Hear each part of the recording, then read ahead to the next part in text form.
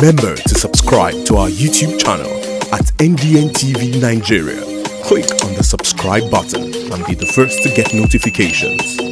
Senate President Ahmed Lawan has hinted that the National Assembly will consider a speedy passage of the Petroleum Industry Bill (PIB) as soon as it resumes plenary on January 26, 2021.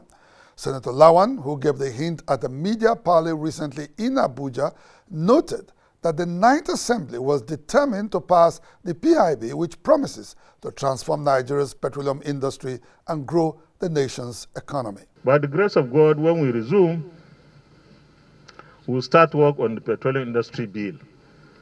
That is going to be one heck of a legislation that not only Nigeria, but the entire world is waiting, because that will change our economy. Money will start flowing. So we want you to be in that journey with us, so that you too, when the history of PIB passage and assent will be written, your names will be reflected.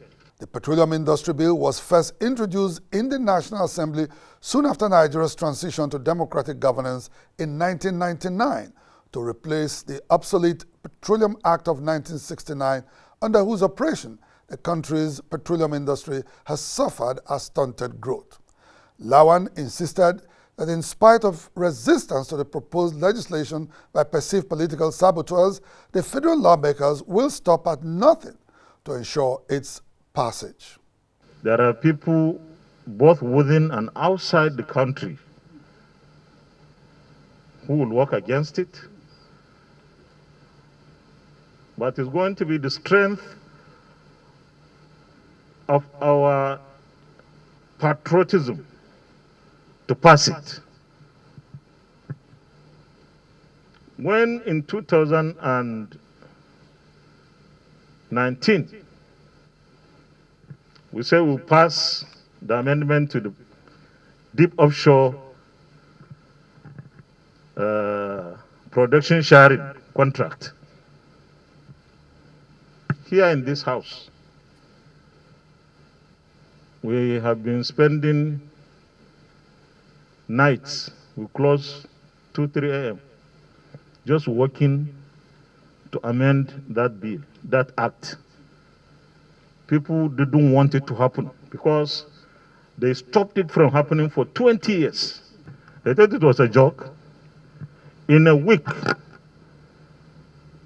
we finished the amendment. That is what we intend to do with the PIB by the grace of God. We will pass the PIB,